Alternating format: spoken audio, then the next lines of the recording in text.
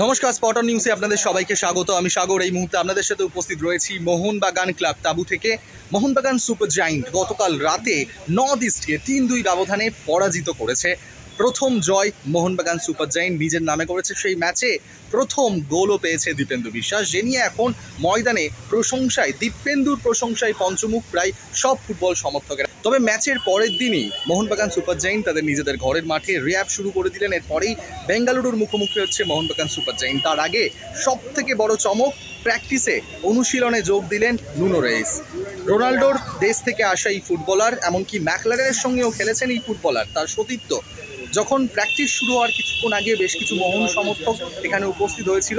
সেই সব মোহন সমর্থকদের আবদার কিন্তু মেটালেন নুনো রেইস এবং ম্যাকলারেন। দুজন একসঙ্গে এলেন, এসে ছবি তুললেন, এমনকি সাংবাদিকদের সামনেও বেশ কিছুক্ষণ দাঁড়ালেন, সাংবাদিকের সঙ্গে কথাও বললেন। সব থেকে বড় বিষয়, বেশ কিছুদিন ধরে মোহনবাগান গোল অবশ্য করছে, কিন্তু গোল আবার খাচ্ছে।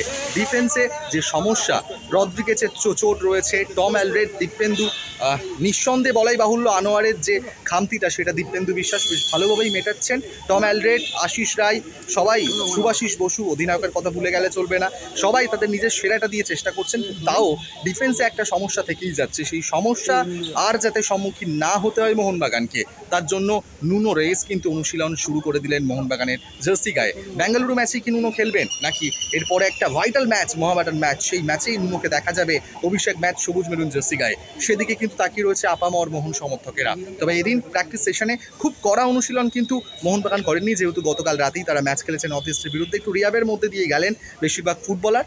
তবে সবাই উপস্থিত ছিলেন এদিন, দিমিত্রি, কামিংস, লিস্টন, মনবীর সবাই উপস্থিত ছিলেন।